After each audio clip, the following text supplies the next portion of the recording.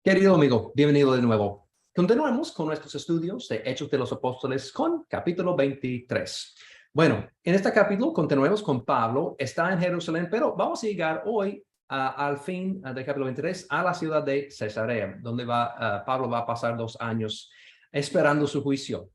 Pero vamos a ver lo siguiente en este capítulo. La defensa de Pablo ante el Sanedrín y después hay un complot para asesinar al apóstol y finalmente, basado en esta segunda parte, que el comandante va a enviar a Pablo a la ciudad de Cesarea para protegerlo. Entonces, para comenzar, quiero ubicarnos un poquito. Si recuerdas, como hemos dicho en otra ocasión, cuando dejamos a Pablo al fin del capítulo 22, él fue llevado preso por los romanos y está dentro de la fortaleza Antonia, al lado del templo aquí. Y la cuestión es, ¿a dónde irá para presentarse ante el Sanedrín? Si recuerdas, en estudios anteriores, cuando vimos que los otros apóstoles, en capítulo 4, 5, etcétera, cuando Pedro y Juan fueron llevados ante el Sanedrín, fueron llevados probablemente al salón de piedras talladas, aquí en esta parte del templo. Pero sabemos por autores como Josefo que 40 años antes de la caída de Jerusalén, se mudó el Sanedrín. Y eso es entre ese periodo que fueron llevados los apóstoles Pedro y Juan y a Pablo. Entonces, en este momento, probablemente ellos no están reuniéndose aquí, sino en el pórtico real. Entonces, muy probablemente Pablo fue llevado al pórtico real y así, en ese edificio va a ser llevado ante el Sanedrín, donde eso es donde se reúne el Sanedrín. Ok, con eso en mente, vamos a leer los primeros versículos. Si tienes tu Biblia, si no has leído, yo te recomiendo, como siempre, que lea todo el pasaje, pero vamos a mirar los primeros versículos. Entonces Pablo, mirando fijamente al concilio, dijo: varones hermanos, yo con toda buena conciencia he vivido delante de Dios hasta el día de hoy. El sumo sacerdote Ananías ordenó entonces a los que estaban junto a él que le golpeasen en la boca. Entonces Pablo dijo: Dios te golpeará a ti, pared blanqueada. ¿Estás tú sentado para juzgarme y conforme a la ley y quebrantando la ley me mandas golpear? Los que estaban presentes dijeron al sumo sacerdote: de Dios injurías. Pablo dijo: no sabía, hermanos, que era el sumo sacerdote, pues escrito está: no maldecirás un príncipe de tu pueblo. Bueno, vamos a comenzar con ese punto y hablar un poquito sobre esa porción. Un par de puntitos primero. Sabemos que Ananías es el Sanedrín, es el sumo sacerdote. Sabemos de ese señor Ananías por parte de Josefo, que era un hombre no tan bueno en muchos sentidos. Fue parte de la secta de los saduceos y él había tenido el tiempo como el sumo sacerdote desde el año 47 a 52 y otra vez entre 53 al 59. Otro es dándonos un periodo específico en que Pablo está frente del Sanedrín. Entonces, por eso sabemos que está probablemente en 58 que está presentándose ante el Sanedrín. Pero sabemos de Josefo que Ananías aprovechó a los sacerdotes más bajos, sacando parte del dinero, etc. Él fue reconocido como un hombre no tan bueno. Entonces, lo que describe Lucas aquí en este contexto refleja exactamente lo que sabemos de otros contextos, de otros textos del mismo periodo acerca del sumo sacerdote. Bueno, otra cosa para tomar en cuenta es que Pablo probablemente conoció varios miembros del concilio, porque solamente había pasado tal vez 20 años, 23 años, algo así, desde que él estuvo parte con ellos. Seguramente hubo cambios en quien estuvo, pero seguramente él tenía conocimiento de varios. En cuanto a esa pregunta, ¿reconoció Pablo el sumo sacerdote? ¿Qué está haciendo Pablo aquí? Bueno, unos dicen que no, otros dicen que sí. Por los que dicen que no, unos citan que Pablo tal vez por haber sido apedreado, maltratado, que él tenía tal vez problemas de vista. Eso también se basa en Gálatas capítulo 4, versículo 15 y 6, 11. ¿Es posible eso? Yo no creo que es lo más probable, pero es posible. Otro factor es muy posiblemente que el sumo sacerdote no fue vestido en su ropa oficial, porque tal vez eso fue una reunión muy pronto, inmediato después de este tumulto, y tal vez no había cambiado su ropa para estar en su ropa oficial, y por eso no está vestido como cualquier otra persona. Otra vez, recordando que tal vez Pablo no había estado con ese grupo por 20 años. Si tú no has visto a un amigo, un conocido por 20 años, es posible que no reconoces a ese individuo. Además, hay que reconocer, no hubo Instagram y Twitter y Facebook, Internet en ese tiempo. No sabían cómo se ven los individuos, tal vez porque el sumo sacerdote Ananías llegó a ser el sumo sacerdote después de que Pablo ya había creído en Cristo y está haciendo sus viajes. Tal vez él no había visto a Ananías anteriormente, personalmente. Entonces, es posible que él simplemente no reconoció al sumo sacerdote porque él no sabía que es el sumo sacerdote. No, entonces, por esa razón. Otros piensan que sí, que Pablo sí reconoció que eso es Ananías. Y está hablando de una forma de burla o de broma o de ironía, diciendo, no estás actuando como sumo sacerdote y por eso estoy hablando porque no te reconozco. Entonces, es posible eso, los dos. No sé cuál es la razón exacta, pero cualquiera de los dos son muy, muy probables. Bueno, continuando con la historia, si leemos en versículos 6 a 10, Pablo va a usar la táctica de divide y vencerá. Entonces, para escapar de un juicio que nunca sería justo con este Sanedrín. Entonces, él miró alrededor y notó que una porción fueron miembros de la secta de los saduceos, al otro grupo fueron los fariseos.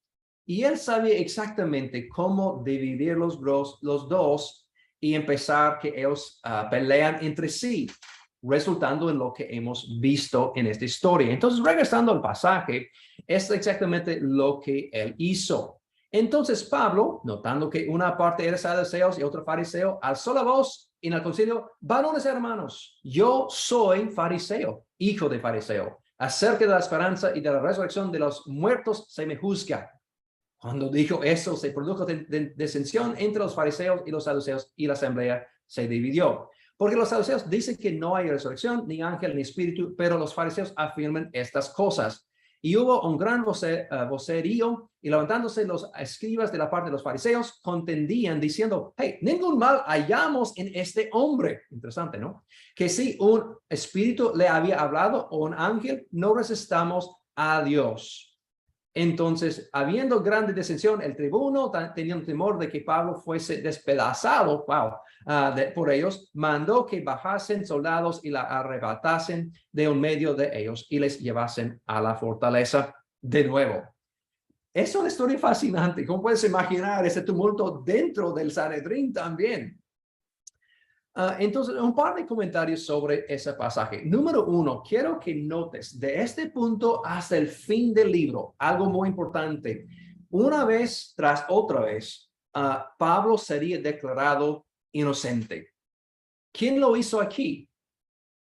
Los fariseos. Interesante, ¿no? Que los mismos fariseos digan: hey, tal vez ningún mal hallamos en este hombre. Interesante. Y más adelante vamos a ver en este mismo capítulo que el tribuno también va a decir que es inocente. Más adelante otros. Y vamos a repasarlo cuando llegamos más adelante en el estudio. Pero cuando estás leyendo esta porción en particular, nota cuántas veces que Pablo es considerado inocente, aun por los enemigos. Bueno, un par de otros comentarios sobre ese pasaje. Número 1, vamos a hablar, antes de hablar de los saduceos, quiero hablar un poquito de los fariseos y lo que hace Pablo aquí. Primeramente, él va a empezar diciendo: yo soy fariseo.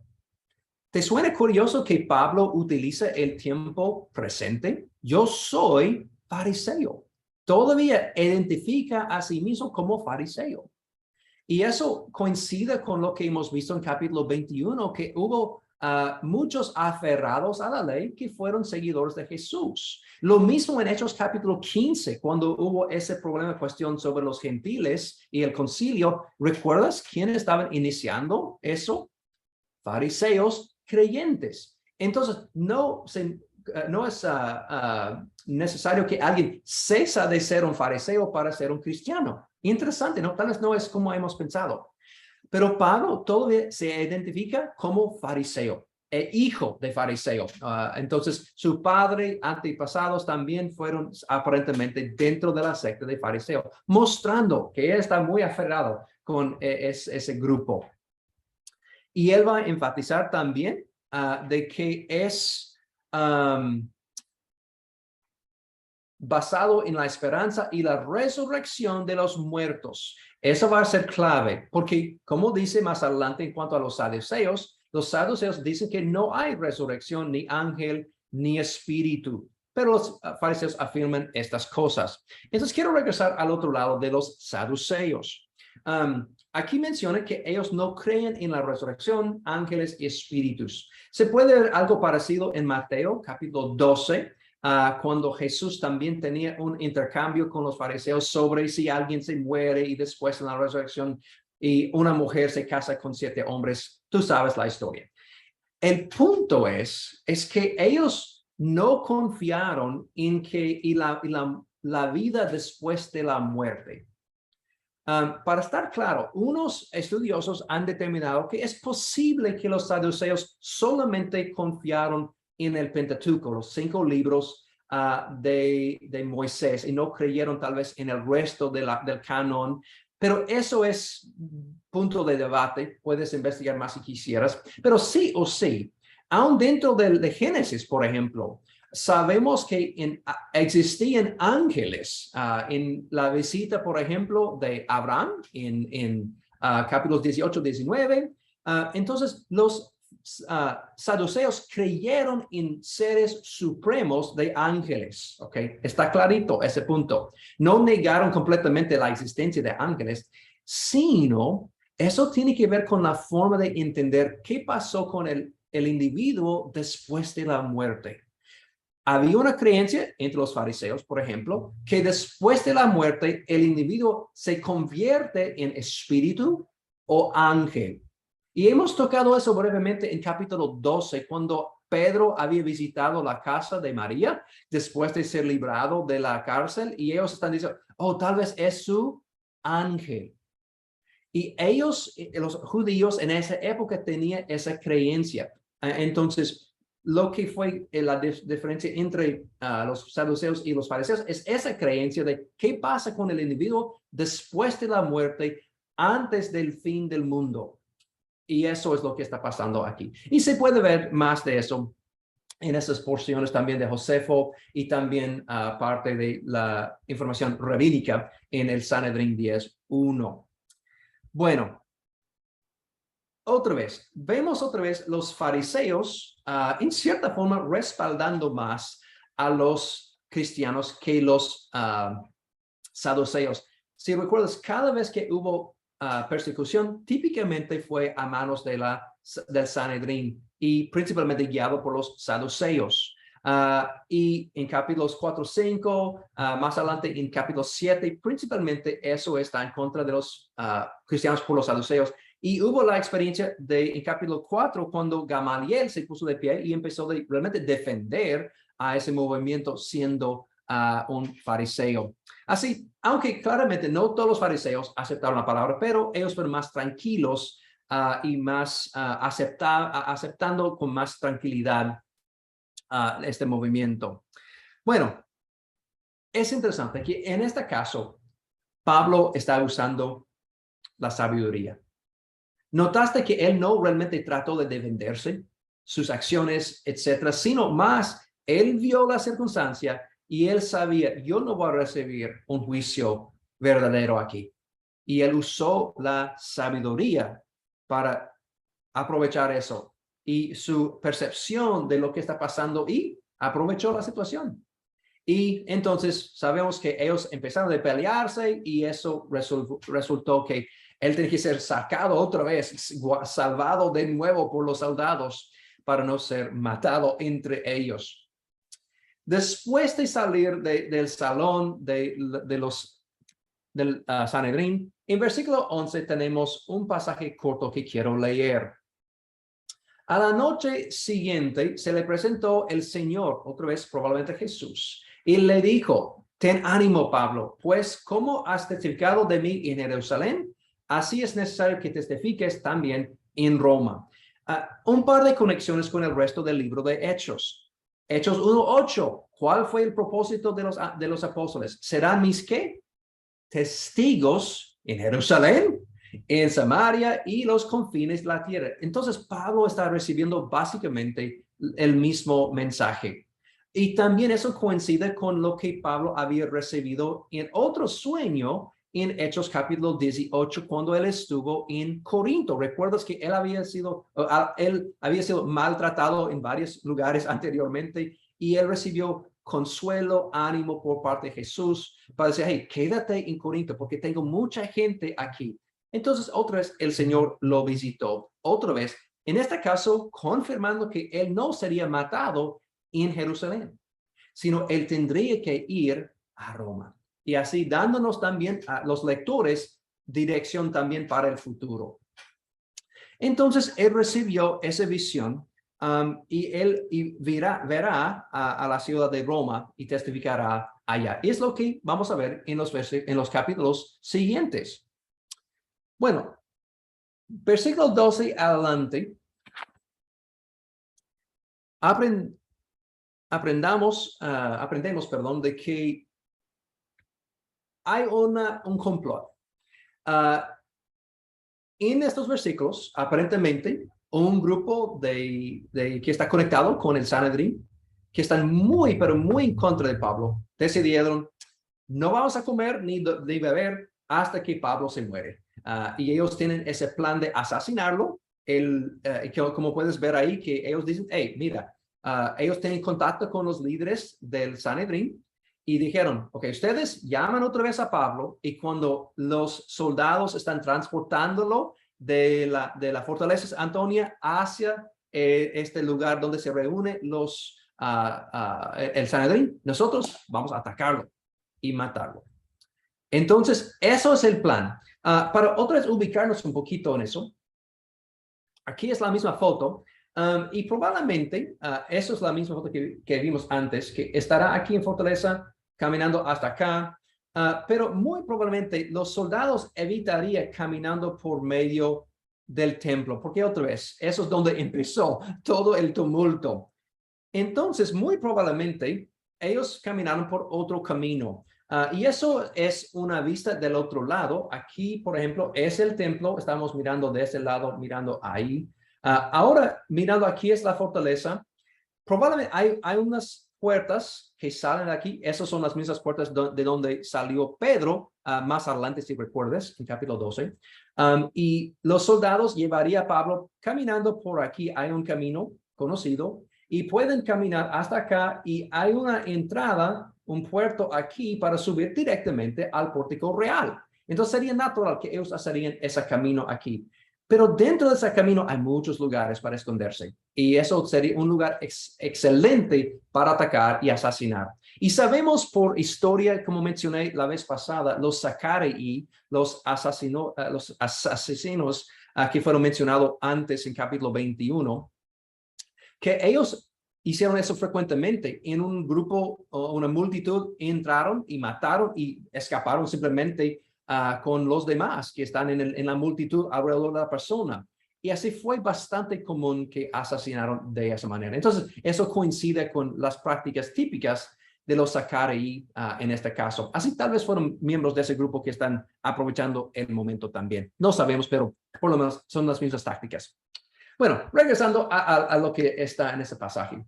Bueno, lamentablemente por los que están planeando este complot, Pablo aprende del complot por parte de su sobrino. No sabemos exactamente cómo su sobrino aprendió de eso. Pero si quiere hablar un poquito sobre eso, eso nos da un poco de la familia de Pablo. No tenemos más información sobre su familia. Aparentemente, Pablo tenía una hermana que probablemente está viviendo en Jerusalén. Y eso también indica por la frase hijo de fariseo que tal vez su padre era también un fariseo y también tendría tal vez cierto contacto con los líderes de la ciudad. No sabemos con seguridad, es especulación, pero por lo menos el hecho de que el sobrino escuchó de este evento, eso indica que tal vez él tenía cierto contacto con los líderes de la ciudad de Jerusalén, miembros del Sanedrín tal vez, quién sabe. Si quieres aprender más sobre la vida de Pablo, recomiendo ese libro por Santala. Él escribió un libro sobre las raíces judías de Pablo y realmente en el momento que estoy grabando, ese libro está disponible en línea en este sitio web. Vale la pena, es bien escrito. Entonces, hemos visto en la primera parte del capítulo 22 que Pablo usó su sabiduría y su habilidad de ver una situación y hacer una decisión. Aquí vemos la providencia de Dios, que por su providencia, él puso el sobrino de Pablo en un lugar perfecto para escuchar sobre este complot. Bueno, entonces, eventualmente, Pablo recibe la visita de su sobrino y Pablo dice, hey, mijo, mira, hay que ir, dile a eso al tribuno. Y entonces, como puedes ver aquí, regresando al pasaje, Pablo, llamando a uno de los centuriones, dijo, lleva a esta joven ante el tribuno porque tiene cierto aviso que darle. Entonces, tomándole, le llevó al tribuno y dijo, el preso Pablo me llamó y me rogó que trajese ante ti este joven que tiene algo que hablarte. El tribuno, tomándole de la mano y retirándose aparte, le preguntó, ¿qué es lo que tienes que decirme? Y después el sobrino explica el complot. Un par de cosas rápidamente sobre eso. El hecho de que el tribuno lo tomó de la mano indica que es muy porque es un jovencito y nadie esperaría que este joven está llevando esta información probablemente. Entonces, pero eso ocurre y el tribuno confía esa palabra y él no es sorprendido aparentemente. Él había visto tal vez otros complots en la ciudad de Jerusalén, entre otros. Y por haber visto tanto tumulto relacionado con Pablo en el templo, ante el Sanedrín, él quiere evitar cualquier tipo más de drama en su ciudad. Entonces, él dijo al niño, al joven, hey, no diga nada a nadie. Y después él empieza a hacer planes para sacar a Pablo de la ciudad de Jerusalén. Bueno, con eso entonces regresemos a la PowerPoint. Versículo 25 al 30, para llevar a Pablo hacia al capital de la provincia en Cesarea, Claudio Lisias va a escribir una carta o formal diciendo la razón por qué está enviando un hombre, un ciudadano romano, preso. ¿Cuál es la razón? Entonces, él está defendiendo sus acciones esencialmente. Entonces, él va a escribir esa carta. Algo interesante, el hecho de que tenemos esta información dentro del libro de Hechos, unos piensan que tal vez eso llegó a ser parte de la carpeta oficial del caso de Pablo y que tal vez el mismo Lucas había visto y leído la carta. Por eso podía reproducirlo dentro de este libro de Hechos como otra fuente. Así es muy probable. Y para darte una idea de cómo aparecen, aquí tengo un par de imágenes. Eso es un papiro de una carta típica. El tamaño que puedes imaginar sería en un rollo así y dado a uno de los soldados para llevar hasta Cesarea y sería entregado al gobernador Félix. Y vamos a conocer a Félix cuando estudiamos el capítulo 24. Otro puntito que él menciona aquí, quiero mostrarles esa palabra. Cuando él está escribiendo su carta, Claudio Licia, su nombre, es el que está escribiendo al excelentísimo gobernador Félix.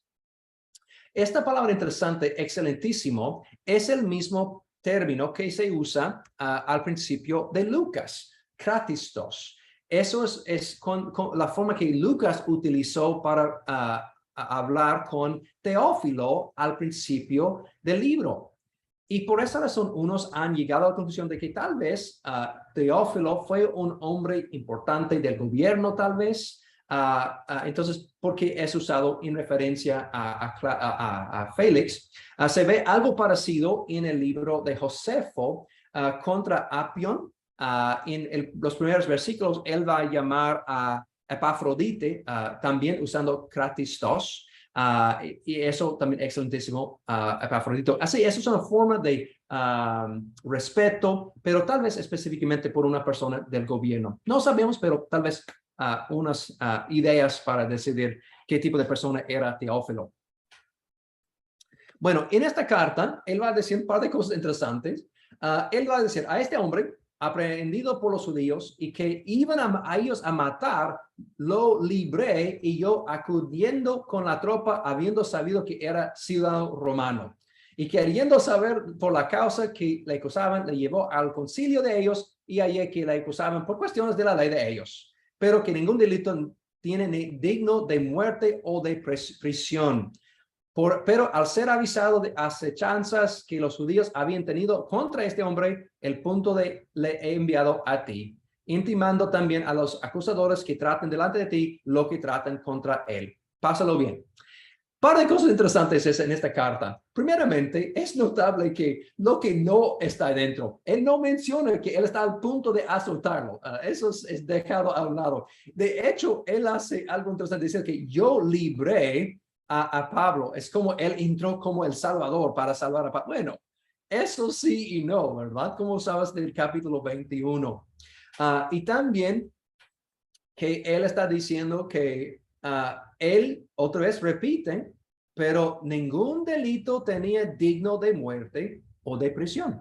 Otra vez, Pablo declarado inocente. Así, con esta carta en mano, los soldados van a salir de Jerusalén para llegar a la ciudad de Cesarea. El tribuno organiza un grupo de soldados para escoltar a Pablo hacia el capital de Judea. Aquí en esa foto puedes ver un tribuno para que tengas otra imagen de cómo se viste. Eso es algo del período, entonces eso es la forma con esta cáscara, etcétera, como puedes imaginar. Pero dice en esta sección, en versículos 23 a 24, que él organizó 200 soldados de infantería, 70 de caballería y 200 lanceros. Eso es un buen grupo. Él no está jugando. Entonces, él quería estar seguro que nada más pasa a Pablo, porque él no sabía qué grande es el grupo de asesinatos. Y él quería mostrar fuerza, claro, que nadie puede tocar a Pablo. Es una posibilidad que está usando tantas tropas para protección y seguridad absoluta. Y segundo, tal vez eso pueda ser engaño. Tal vez eso muestra que él está simplemente moviendo tropas de un lugar para otro. No sabemos, pero seguramente eso fue sabio de parte de Claudio Lisias, porque él quería proteger, no quería ver ningún tipo más de alboroto. Y así va a enviárselo de ahí y Pablo y el grupo saldrá en la noche, este mismo día, sale de noche y cruzó toda la noche caminando o en caballo, en el caso de Pablo. Entonces van a salir de Jerusalén aquí y van a caminar, pobrecitos los que están caminando, básicamente corriendo, porque la ciudad de Antípatris cae entre 55 a 65 kilómetros de la ciudad de Jerusalén. Los soldados están acostumbrados regularmente de caminar como 32 kilómetros por día, entonces ellos pueden, pero están empujándose para llegar durante la noche. Entonces ellos tienen que caminar rápidamente. Lo bueno es que están caminando cuesta abajo. Pero sin embargo, yo imagino que no fueron muy felices los soldados acompañando a Pablo. Bueno, cuando llegan a Antípatris, los de la infantería y los que son parte de los lanceros regresaron a Jerusalén, porque eso fue una gran porción de los soldados en Jerusalén. Entonces Pablo se acompaña con la caballería, van a salir de Antípatris y ir más al norte, a la costa, a la ciudad de Cesarea. Y hemos visitado Cesarea anteriormente un par de veces, pero otra vez eso es el centro, el capital político de la provincia, el cuartel general del ejército en Judea. Entonces, en muchos sentidos, tiene sentido que Pablo es llevado aquí ante el gobernador, en lugar donde él puede llevar a tener un juicio correcto. Entonces, Pablo se queda ahí esperando el juicio. Otra vez, para darnos un par de fechas, Pablo está en Cesarea probablemente dentro de los años 58 al año 60. Entonces, y Pablo llega ahí preso para esperar su juicio del gobernador Félix. Entonces, Félix recibe la carta, habla con Pablo brevemente y quiero tratar eso o leer esa porción rápidamente. Dice que el gobernador, leída la carta, preguntó de qué provincia era y habiendo entendido que era de Cilicia, le dijo, te oré cuando vengan tus acusadores y mandó que le custodiesen en el pretorio de Herodes. Un par de comentarios brevemente sobre el pasaje. No fue simplemente charlando con Pablo preguntando por qué, de dónde es, porque si es de otra provincia, tal vez él puede enviárselo para otra parte y él no tiene que, él puede lavar sus manos de Pablo. Pero lamentablemente, la ciudad de Tarso en Cilicia sería dentro de una área en esa época que perteneció a Siria y Cilicia, y Judea también perteneció a esa región. Y básicamente para enviarla a Pablo a hacer en otro corte sería al superior del gobernador. Y eso nunca es muy sabio para enviar trabajo a su jefe, ¿verdad? Entonces él dice, bueno, tengo que tratar ese caso, pues. Entonces voy a ponerlo en el pretorio de Herodes esperando a los acusadores.